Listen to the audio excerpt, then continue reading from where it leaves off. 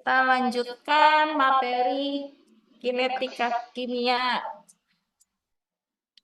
Kita lanjutkan materi kinetika kimia ya. Hari ini tentang waktu paruh ya.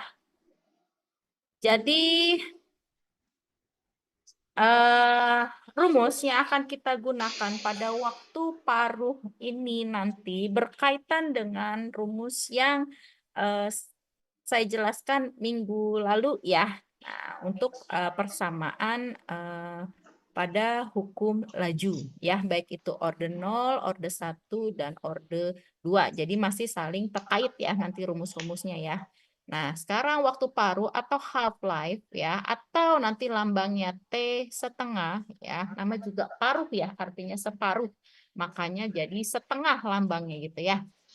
Nah, artinya berarti waktu yang diperlukan agar konsentrasi reaktan menjadi setengah dari konsentrasi awalnya.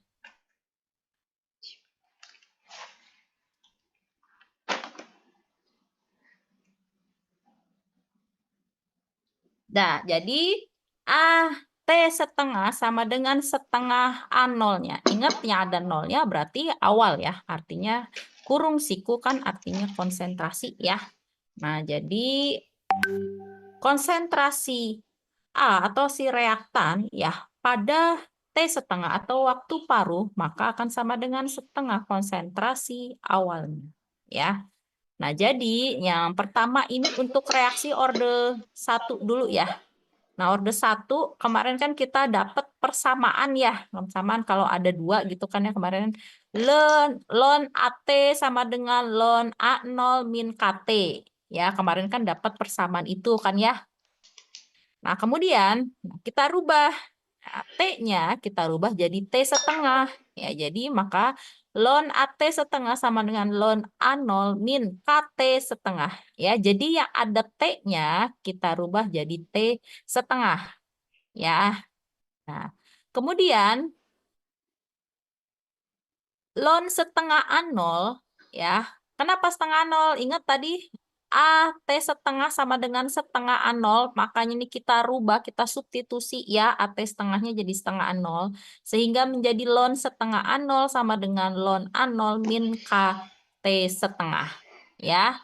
Nah, kemudian ln setengah A0 nah ini nih pindah ruas ya ke kanan atau ln A0-nya yang mau pindah ruas ke kiri.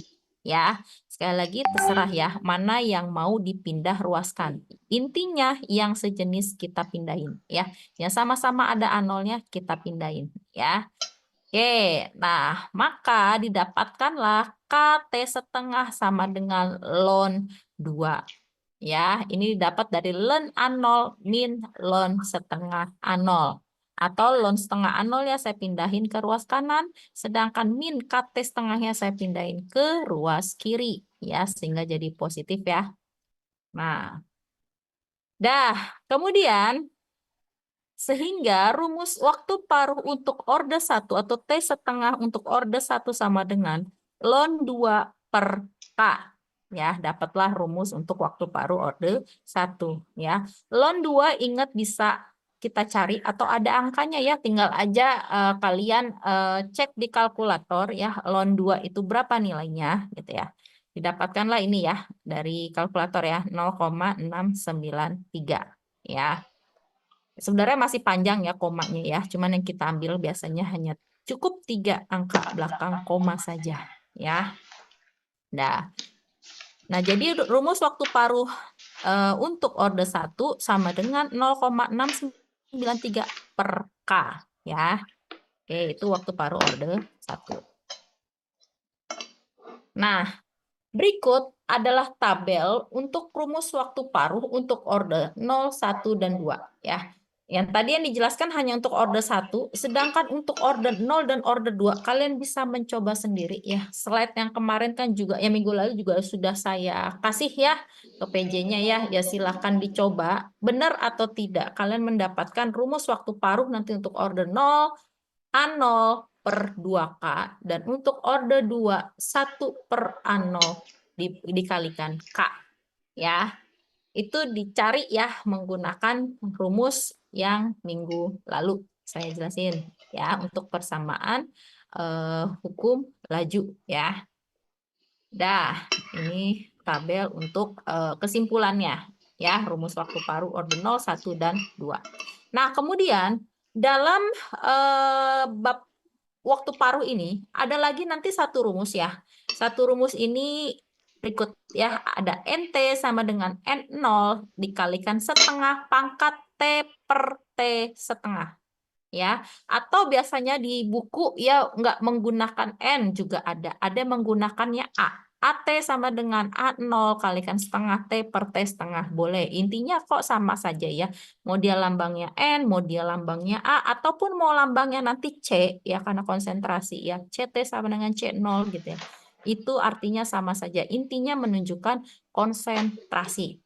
Ya, ingat yang ada 0-0-nya artinya dia awal, menunjukkan itu awal. Dan kalau ada T-nya berarti konsentrasi pada T tertentu atau pada waktu tertentu. Ya, kita nggak tahu ya waktunya berapa gitu kan.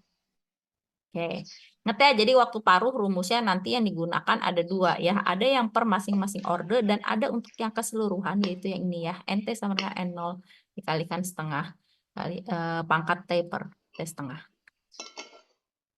Nah, ini contoh plot ya N2O5 versus waktu. Jadi di sini plot ini mau membuktikan loh, benar nggak sih waktu paruh tuh waktu yang diperlukan untuk menjadi setengah dari konsentrasi awalnya gitu ya. Nah ini percobaannya seperti ini gitu ya. Nah antara konsentrasi ya N2O5 ya versus waktunya. Ya, waktunya di sini dalam detik ya atau second ya. Nah, di sini ada 50, 10, 150, 200 dan seterusnya. Kita lihat polanya ya. Benar nggak sih gitu kan. Nah, kemudian ini juga ada konsentrasi dalam molaritas atau mol per liter ya. Nah, di sini dapat dilihat ya. Nah, dari 0 ke 100 ya, berarti kan berapa nanti penurunannya dari si konsentrasi awalnya? Benar nggak nanti jadi setengahnya gitu. Ya, kemudian dan seterusnya. Terus 100 ke 200, dari 200 ke 300. Nah, dilihat benar nggak sih menurunnya itu seirama setengahnya. Gitu ya, ini percobaannya. Nah, ternyata dari data ini juga dapat dilihat ya. Nah, menurunnya itu benar ya. Jadi setengahnya dari konsentrasi awalnya. Gitu kan ya. Suara saya masih terdengar kan ya? Masih, Bu. Masih ya? Oke, oke, terima kasih. Nah, kemudian kita lanjutkan. Nah, jadi waktu paruh ini kapan sih kita gunain gitu kan ya untuk perhitungannya? Nah, untuk reaksi-reaksi ya. Nah, biasanya waktu paruh ini aplikasi yang paling mudah yang kita temui itu biasanya untuk menentukan dosis obat ya. Jadi kalau misalkan kita minum obat gitu ya, kita sakit kita dapat obat gitu ya, kita berobat dapat obat. Nah, kemudian di situ kan ada petunjuknya ya. Ada yang diminum 3 kali sehari gitu kan ya, ada yang diminum 2 kali sehari dan ada bahkan yang diminum 1 kali sehari saja. Ya, nah itu kita menentukannya tuh bagaimana sih menentukan berapa kali yang diminum, berapa kali kita minum obat itu dan sebagainya gitu ya. Nah itu sebenarnya pakai rumus waktu paruh gitu ya. Jadi obat itu bekerja efektif di tubuh kita ya. Itu per berapa waktu sih gitu kan ya? Per berapa sih gitu. Nah ini pakai rumus waktu paruh. Ya itu contoh aplikasi waktu paruh yang kita sering temukan lah ya, sebenarnya masih banyak sekali aplikasi-aplikasi lainnya. Ya, yang pertama itu. Ya, yang kedua bisa juga kita menentukan eh, apa namanya umur simpan. Nah, itu juga bisa ya, umur simpan. Nah, kemudian eh, lagi yang banyak digunakan ya untuk penggunaan waktu paruh ini yaitu pada reaksi-reaksi peluruhan radioaktif ya. Nah, di mana peluruhan radioaktif atau reaksi yang berhubungan dengan radioaktif lah ya, mau apapun ya, mau reaksi peluruhan, mau reaksi apa gitu ya, yang berhubungan dengan radioaktif, itu biasanya orde 1. Ya. Nah, di sini ada kata-kata peluruhan radioaktif umumnya berorde 1. Ya, jarang tuh selain orde 1 tuh jarang banget ditemukan. Ya, maka di sini katanya umumnya pasti orde 1. Ya. Dah. Nah, di mana nanti peluruhan radioaktif ini juga akan sangat kita banyak jumpai lah ya. Contohnya menentukan umur dari fosil, ya, umur fosil, terus umur pohon pepohonan yang umurnya, nah, tahu dari mana umurnya nanti jutaan tahun yang lalu, apa udah ribuan tahun atau udah berapa tahun dan sebagainya, itu dari sini, dari zat radioaktif, gitu ya. Nah, tadi kan kita sudah bahas waktu paruh untuk orde 1 tadi ya. Nah, rumusnya apa tadi? T setengah sama dengan ln 2 per K. Ya, atau ln 2 tadi 0,693 per K per konstanta lajunya. Ya. Nah, ini contohnya digunakan untuk menentukan usia bahan yang mengandung radioaktif tadi udah saya jelaskan ya. Nah, ini juga tadi salah satu contoh ya penggunaan waktu paruh ya, yaitu kita menentukan umur tadi ya, umur benda purbakala ya, entah itu fosil ya, tulang belulang ya, entah itu apa ya, benda-benda ya, bahkan juga mungkin bisa menentukan apa namanya, meteor-meteor ya, itu di meteor, sisa-sisa pecahan meteor itu mengandung apa saja gitu. Itu juga bisa pakai radioaktif ya. Nah, ini contohnya untuk menentukan umur benda-benda purbakala ya yang berasal dari makhluk hidup, kita menggunakan zat radioaktif yaitu karbon. Karbon 14 ya, karbon 14 atau C14 ya. Di mana kita tahu kalau karbon yang stabil yaitu 12 kan ya. ARC 12 kan? Nah, tapi kalau untuk menentukan berpurbakala ya atau radioaktif lah, kita karbonnya itu yang 14 atau C14 ya, bukan yang C12 ya karena dia stabil. Oke. Nah, tadi kan kita berbicara waktu paruh dan rumusnya ya, baik orden 0, 1 dan 2. Nah, sekarang biar kita apa namanya? Langsung menerapkan gitu ya. Apa sih biasanya contoh soalnya itu untuk yang waktu paruh?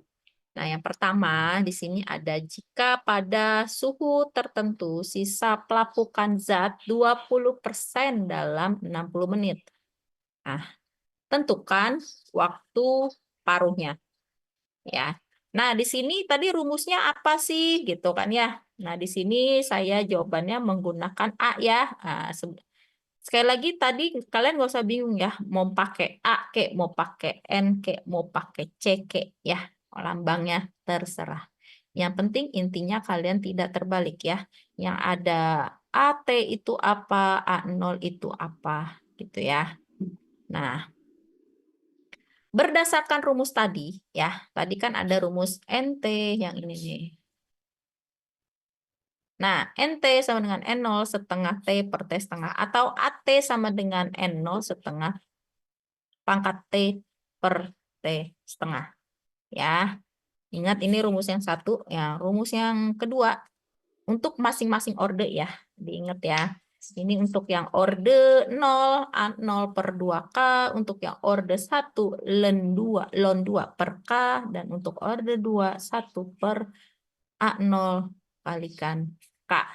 Ya, di mana di masing-masing didapatkan dari persamaan hukum lajunya. Ya. Nah, untuk orde 1 tadi ini kan ya, nih, ya, ln AT setengah sama dengan ln A0 min KT setengah. Nah, untuk menjawab soal ini, tadi ya contoh soalnya, dari persamaan hukum laju, kita mendapatkan rumus ln AT per A0 sama dengan min KT. Bu dapat dari mana? Ya dari yang tadi ya, yang ln AT sama dengan ln A0 min KT ya. Kenapa pakai rumus yang orde 1? Ingat, reaksi-reaksi pelapukan, reaksi radioaktif dan sebagainya itu umumnya orde 1. Jadi langsung aja kita menentukannya orde 1 ya. Kecuali di soal disebutkan ordenya. Ya, kalau tidak disebutkan ordenya berarti kita lihat saja dia reaksi apa.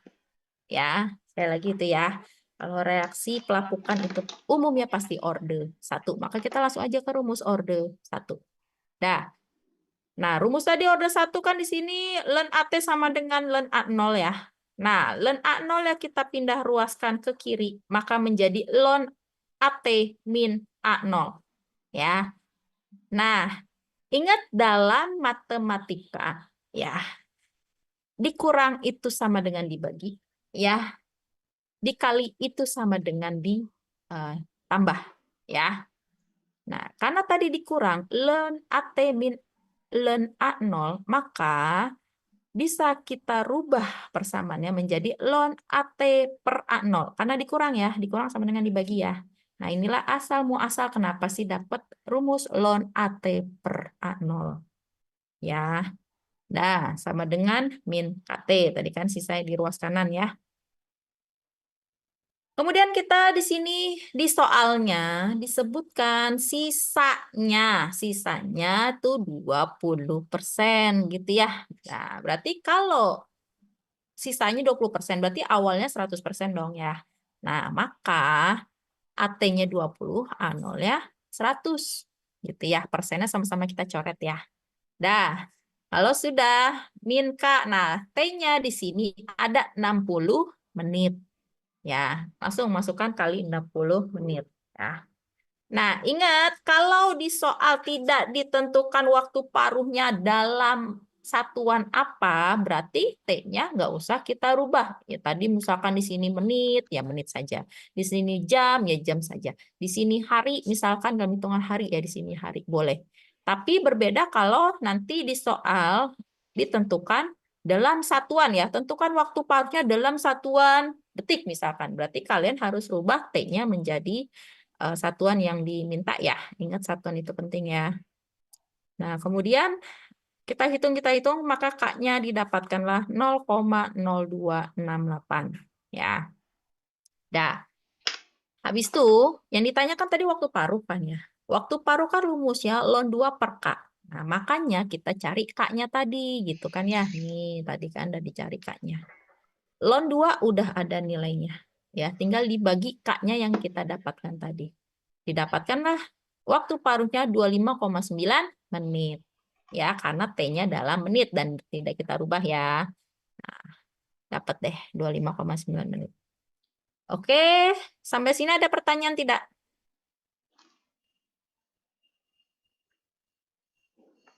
Ada pertanyaan tidak? Belum ada, Bu. Oke, kalau belum ada, silahkan dicoba ya. Ada 2 soal. Silahkan dikerjakan sekarang juga ya. Sekarang saya tunggu deh 10 menit ya kerjakan. Atau bagi yang sudah dapat nanti langsung aja ya. Kalau belum 10 menit, misalkan 5 menit sudah dapat. Silahkan langsung berbicara ya. Nomor 1 isinya berapa, nomor 2 jawabannya berapa. Ya, nomor 1 dan 2. Silakan dicari.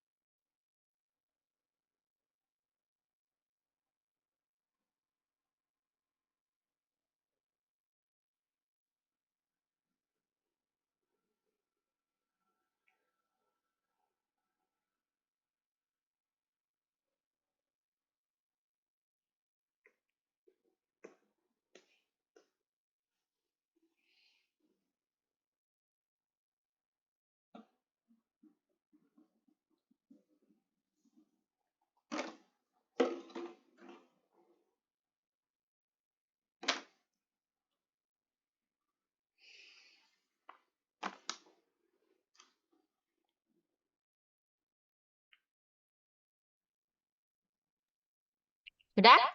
Ada yang dapat belum? Nomor satu dan nomor dua.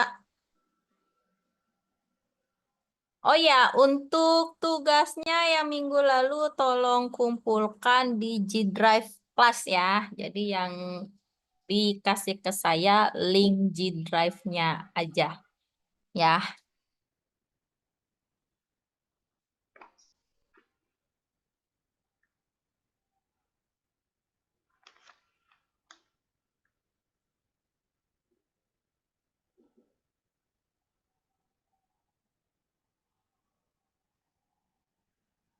Gimana? Bisa nggak?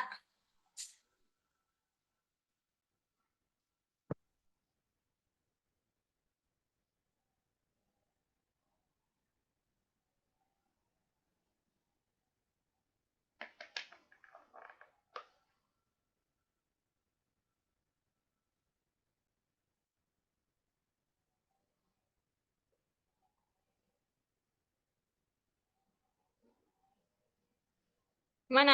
Bisa nggak? Ayo nih berapa orang? 26 ya, 26 orang. Sedikit ya, walaupun online juga yang hadir sedikit sekali, setengahnya. Yang lain kemana?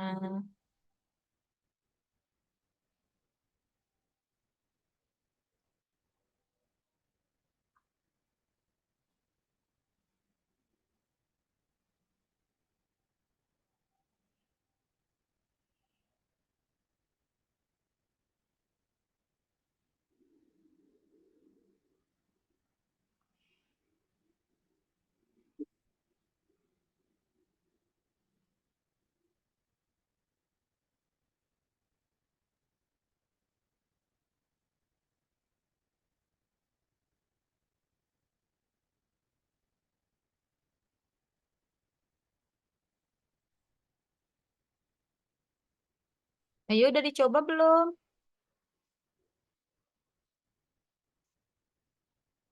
Nggak ada yang jawab ya.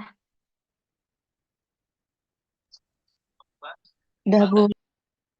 Udah, oke. Terima kasih Sylvia.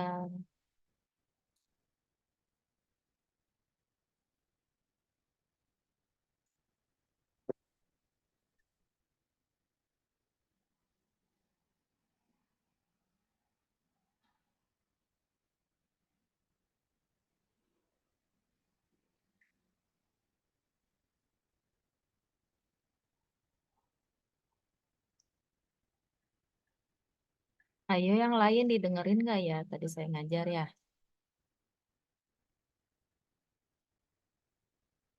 Dengerin Bu. Dengerin, ya. Udah dicoba belum?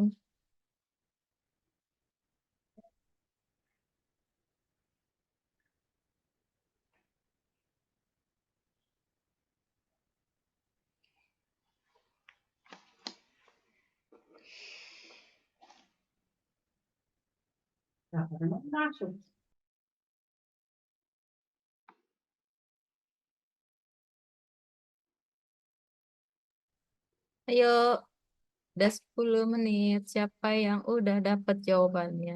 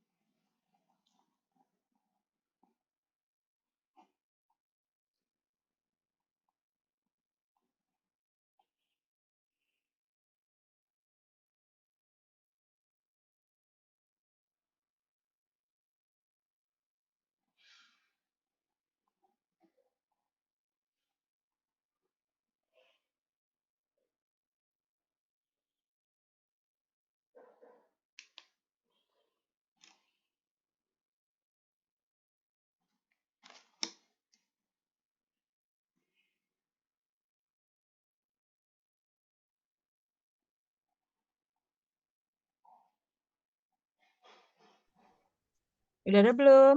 Yang dapat?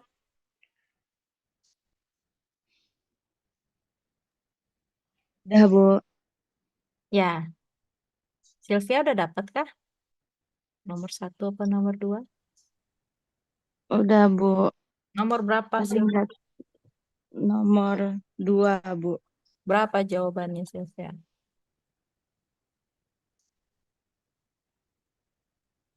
2,5 gram. Berapa? Bentar, Bu. Oke, oke.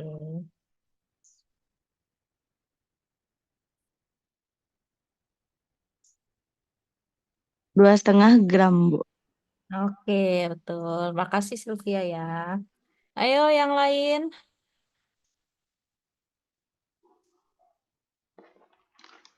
Nomor 1 udah ada yang dapat kah?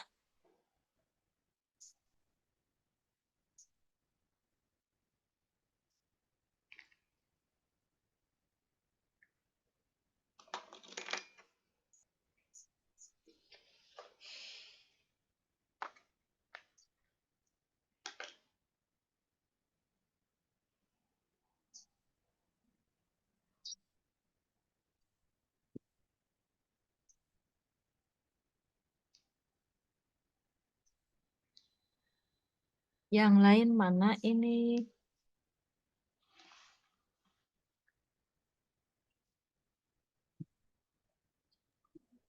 Sudah, Bu. Saya pun nomor 1. Oke, Alivia. Alivia berapa jawabannya Alivia? Untuk waktu paruhnya 8 jam. Lalu untuk konstanta peluruhannya 0,08662 jam pangkat -1. Ya, jam pangkat -1. Oke, terima kasih Alivia ya. Oke, baiklah itu materi untuk pertemuan minggu ini ya. Oke, terima kasih kepada Sylvia dan Alivia ya yang sudah menjawab ya. Terima kasih juga kepada yang sudah hadir ya untuk hari ini. Insya Allah ketemu lagi minggu depan ya, lanjutkan minggu depan materinya. Jangan lupa tugasnya dikumpul di G Drive ya. Nanti PJ-nya tolong kirimkan link G Drive-nya ya. Terserah ya mau tulis tangan boleh, mau kalian foto apa file bentuknya terserah mau Word, mau JPEG ya, mau PDF terserah sekali lagi. Yang penting kumpulkan di G Drive kelas supaya ada historinya ya, maksudnya tidak hilang gitu ya. Oke, sekali lagi terima kasih atas kehadirannya. Saya akhiri. Assalamualaikum warahmatullahi wabarakatuh. Waalaikumsalam warahmatullahi Waalaikumsalam wabarakatuh. warahmatullahi wabarakatuh. Terima kasih, Bu. Yuk, sama-sama.